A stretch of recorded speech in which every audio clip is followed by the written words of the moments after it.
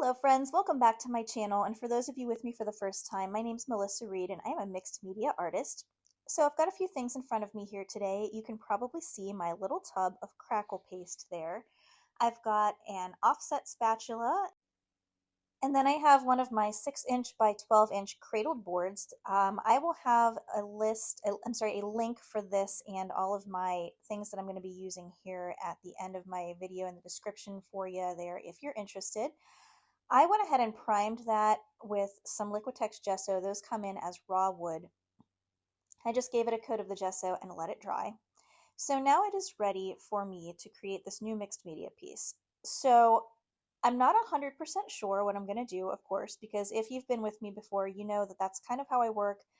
I'm an intuitive artist, so my idea revolved around the crackle paste and two colors, which is that Grumbacher red and that Artist's Loft, I believe that's turquoise. I pulled a couple of different teal and turquoise colors out. The Artist's Loft one I absolutely love, but unfortunately that one has been discontinued, so I'll put a link to something similar in the end for you there.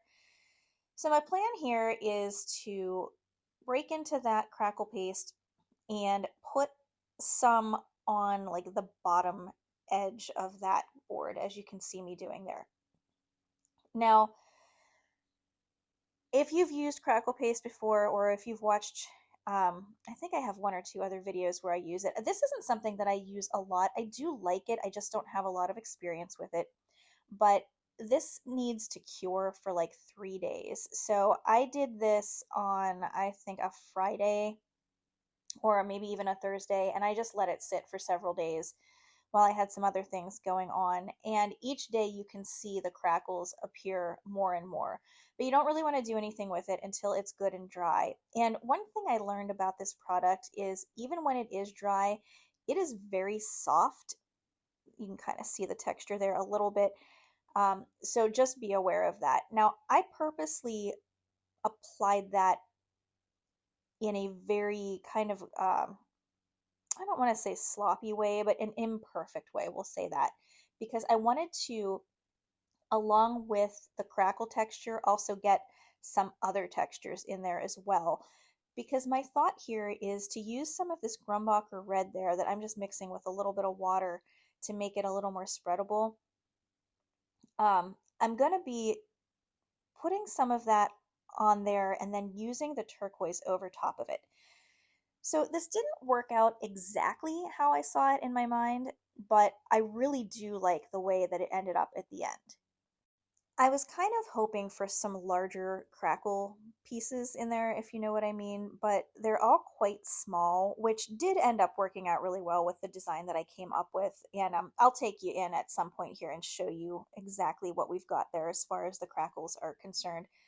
But I'm coating the entire board with that Grumbacher red, and it's just like a really nice intense red. It's one of my favorites, and it works beautifully with a turquoise or a teal, so that's why I kind of had those two in my mind. Now, I was hoping to get the red into some large cracks and be able to see that through some of that intense turquoise, but it didn't exactly work out like that. But what I'm doing here, I'm taking some of the paint back off of the board just with a shop towel, and you'll be able to see here in a little bit that paint did get down into the cracks, just not exactly in the way that I was hoping, but it did all work out at the end because I do love the end result. So I'm going to bring that in and show you. You can see all the little tiny crackles there, and they did get the paint in them. So the next step, once I let that dry for a little while, is I'm going to get some of the turquoise on there and put it over top of the crackles. I'm just going over that top part there with my brush there. I have a lot of questions about this brush. So it is a 1.5-inch mop brush. I got this one at Michael's. It's the Artist's Loft brand. I don't have a link for it. I'm not sure if they still sell it or not. The last few times that I went in there, I did check to see if they had one, and they did not. So they might be out of stock. They might not have them anymore, but I can put a link to something that will be pretty much exactly like it for you at the end of the video in the description if anyone is interested. It's a great brush for blending, and I like it very, very much. Okay, So now that all of that red is dried to my liking, I'm getting some of the turquoise out there, and I started by applying it with my 2-inch color shaper there. Because the cracks are so small and that paint is rather thick, it really didn't give me the results that I was hoping for. It kind of got down into the cracks and obliterated a lot of the red, which ended up, again, like I said, working out okay because I just kind of reversed my plan in my mind. So some of the spots have the red coming through, and some of them will have blue coming through on top of red, which probably just confused the heck out of you, but you'll see it all work out in the end here. I'll keep you posted as we go along. That is some bright aqua green from Liquitex that I just put on my little scratch paper there that I'm using as a palette right now. And I'm going to just take both of that brush and a couple other brushes that I use, and I am just applying that paint. I'm using the brushes dry because what I want to happen is to really get that paint to lay on top of the texture. And like I had said, I applied that crackle paste to have texture in addition to the crackles, and I'm hoping to catch that paint on that top layer of those so that you can still see some of the red coming through up underneath. And I'm going to carry that teal, that turquoise color up around the top to kind of frame in the board a little bit there. This is kind of the same way that I do a lot of my compositions on these boards. Incidentally, I'm using that shop towel. I have it wetted a little bit, and it's just to clean up any areas that I didn't want paint to get where I did get some. And if you just kind of take your finger and tap that wet shop towel on top of the areas, you can clean up the paint without getting a hard edge, because the nature of my design here is not a perfect hard edge. So anywhere where I go in and clean it up, it's going to be, so that's going to disrupt the design. So I'm just kind of basically using that shop towel almost as a sponge that I'm just kind of tapping on there to remove some of the paint.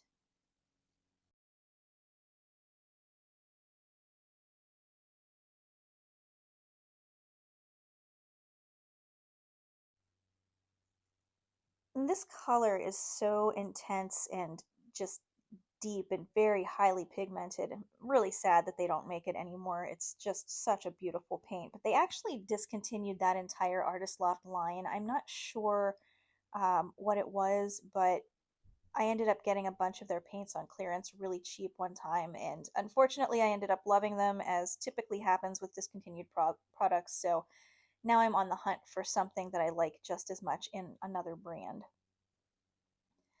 But you can see there that the more paint that I apply, it really just intensifies the color. It's such a nice opaque shade, and I'm just going back and forth with the paint and the shop towel just to get the coverage that I'm looking for on this. It'll be done when it feels right. That's kind of how I operate with the intuitive part of my process. So I'm just gonna keep going on here, and I'll be back with you for my next step.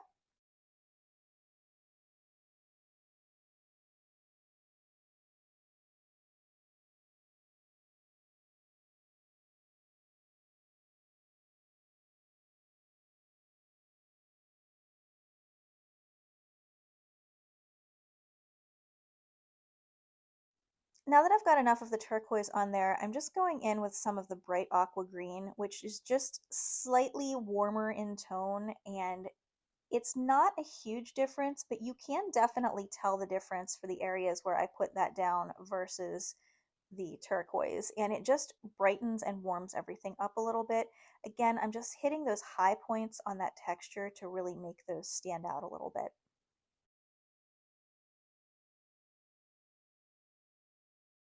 These two colors are two of my favorite colors to use together. I absolutely love teal and turquoise very much, and this shade of red is just beautiful. So I don't often mix anything with them because I just love the way that they work together so much. I'll actually put a video up at the end here for another piece that I did using very similar colors, and you can see kind of a different, it'll be an entirely different look, but same subject matter because I used ravens in that as well, and the same kind of color scheme.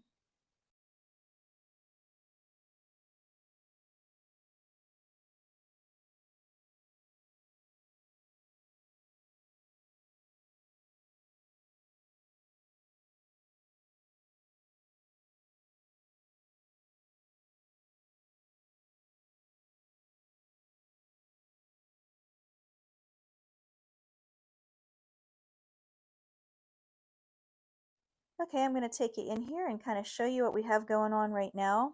From the top, you can see all of that beautiful texture down there, and then it rolls right into the crackle paste, which I just love.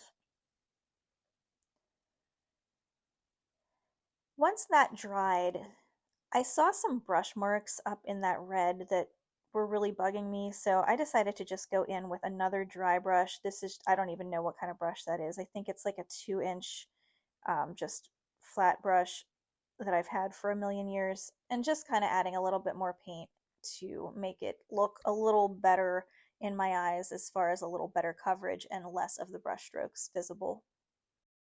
I just want to take a second here to thank everyone who subscribed to my channel this week. You are all awesome. I can't believe how many people, how many new folks I have in my community, which is wonderful. Thank you very much.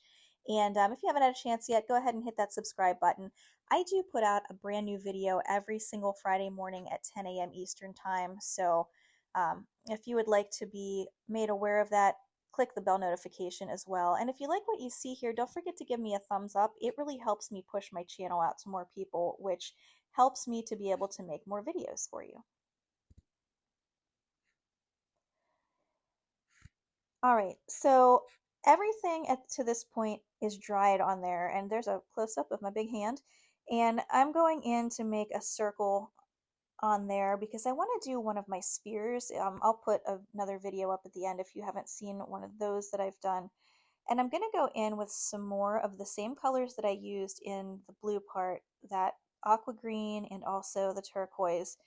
And I'm adding the paint, but I'm not coloring it in solidly.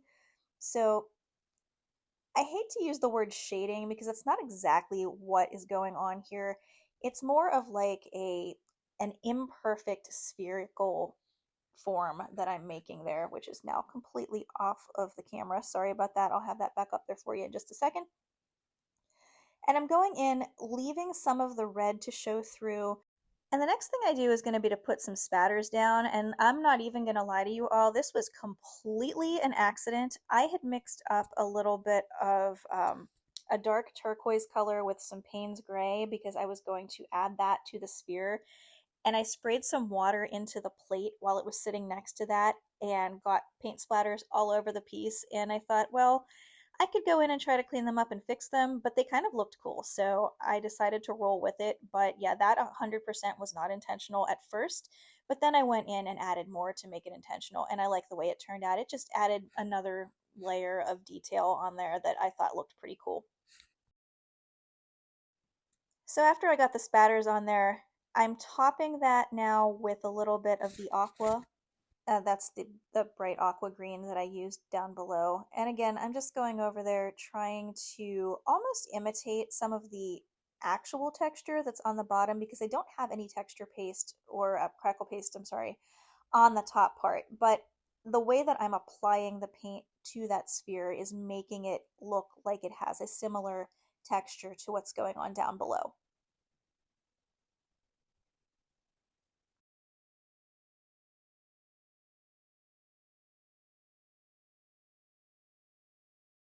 Bring it in closer here so you can see what's going on. And I decided I wanted to warm that up even further with a little bit of, that is Liquitex Brilliant Yellow Green. And as soon as I put it on there, I kind of started to regret it because it was inadvertently starting to look a little bit too much like earth, and that was not what I was going for there. I'm not trying to make that into anything specific. So I ended up having to go back in with some other colors. I went in with a little bit more red here, which you'll see in a few minutes, just to try to tone that down because even though that wasn't my intention, I knew that that's what was going to be said about it because that tends to happen with things. People see what they're going to see, and that's fine, but that wasn't what I was going for with this piece. So I think adding in the little bit more of the red kind of knocked that obviousness down about it, and then it just started to take on the look again of just a random spherical shape, which is what I wanted to be there all along. And that red really brightened everything up a little bit too. So I do like that function of it as well. That color is just so pretty. Every time I look at it, it kind of blows me away. So the next part of this is going to be me adding some ravens, and these are gel printed from laser prints that I had made. I believe the source of the image was unsplash.com, which is a royalty free site. There is a link to that in the description of my video as well. I don't have a video of me printing them. I actually found this sheet of those in an old box of random scrap papers that I had from gel prints. So I just went ahead and cut all of these birds out, and I saved you the tedium of watching me do that because it was kind of a pain because they were they're small and I had to make a bunch of little cuts. I actually ended up cutting the feet off of a couple of them, which this one is one of them. And I decided to let it go because it was a lot easier just to cut the feet off and draw them on by hand later than to try to cut around them. And incidentally, there is so much matte medium on these birds from me pulling the print that they almost have the texture of, like, do you remember color forms from, I guess that was like the 70s and 80s? I'm definitely dating myself here, but they had that same like vinyl feel as color forms. And I kept thinking that as I was working with these because they kept sticking to each other and to everything that they set on. So, but I just thought I would interject that in there because I found it kind of funny. So I'm just gluing those birds down with some matte gel medium, as you can see in my hand there. That's Liquitex that I've been using. There'll be a link to that as well. When I glued the first one down, I really liked it, but I had no idea what I wanted to do with the piece beyond that. So I actually walked away from that for a while. I think I actually slept on that one because there were a bunch of different directions that I could go, and interestingly enough, I ended up not taking any of them. And when I walked back up to the piece today, I ended up cutting out all the rest of the little birds that were on that sheet and placing them down on the board there, and really liking the way that looked. Now I know there's a little bit of a glare there because the medium is wet, but once that dries, it's going to be pretty matte in nature because it's the matte gel. Um, so you'll be able to see them just a little bit better once I get everything glued down and give that a moment to dry. When I had that done, I also wasn't really sure where to go from there because I kind of liked it just as is, even though there's just a bunch of random birds like kind of plopped down. It looked cool to me and I liked it, but I also kept seeing the birds having something to be perched on.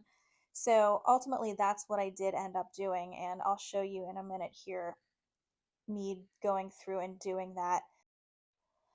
First, though, that large swath of blue down there was kind of bugging me. I really wanted there to be a little bit more of the red. It didn't need to be super intense, it didn't need to be a ton of it, but I wanted that blue to calm down just a little bit.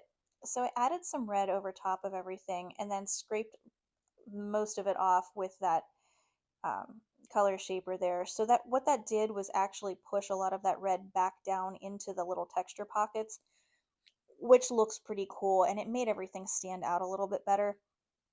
I think it balanced the piece out a little better as well. I liked the red at the top, blue at the bottom, but I liked it better when I added some more red back in at the bottom.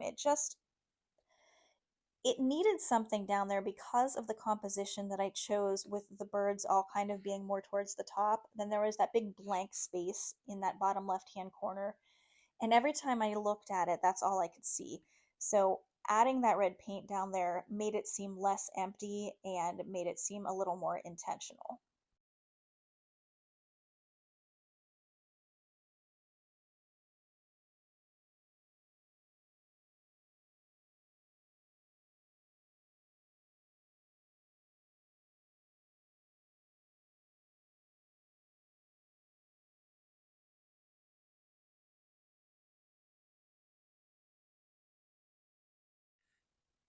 So once I got the red to the point where I was happy enough with it, I decided to go ahead and let everything dry. And that's when I went in with a pencil to sketch out some branch kind of things for the birds to be standing on. Now, this is just a regular pencil, and I did not realize how soft the crackle paste was when it dried.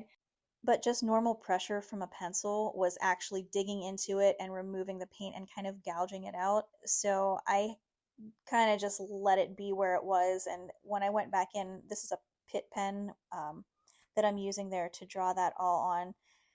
I covered up the white parts that had come through where I gouged it out a little bit. But yeah, I had no idea. I mean, those of you that use this regularly, I'm sure you probably knew that. But since I'm kind of unfamiliar with the media, it was kind of a shock to me, to be honest with you. I'm used to using regular texture paste, modeling paste, and it dries much harder, more like a plaster. So yeah, I learned something there today. So if you're going to use this and you didn't know that, bear that in mind so that you don't ruin something or put a gouge or lose paint on a piece that you didn't intend to do. But when I went ahead and got all of those lines drawn on there, I just went back in and thickened some of them to make them stand out a little bit better. And here's what we ended up with. But I really like it. That picture is insanely bright too. I didn't edit that particular one up there at all, and it turned out so bright. It's maybe just a hair less bright than that. I couldn't quite get it tuned down enough, but it looks more like it did in the actual video.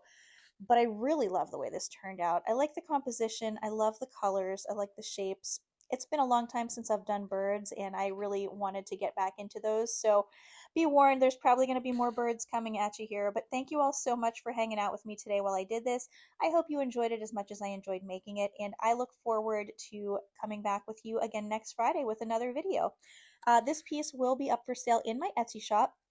There's going to be a link to that in the description along with all of my other social media pages. And I hope you all have a wonderful day. Thank you so much.